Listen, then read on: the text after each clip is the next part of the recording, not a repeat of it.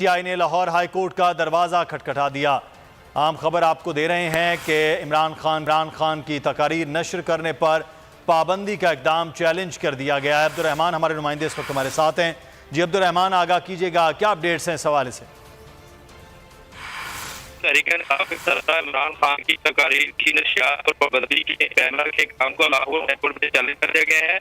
इमरान खान की ये दरख्वास्त जो है, इमरान खान ने अहमद बनसोता और इस्हाक खान एडवोकेट के तवज्जुह से दायर किया है। इसमें चेयरमैन पैमरा और दीगर को फरीक बनाया गया है और ये किया गया है कि पैमरा की जानब से जो तकारीर पर नशियात का नोटिफिकेशन है वो गैर कानूनी तौर पर जारी किया गया है, जबकि आईने पाकिस्तान के तहत आज़ादी इज़हार राय पर किसी किस्म की कोई कदर आयद नहीं की जा सकती।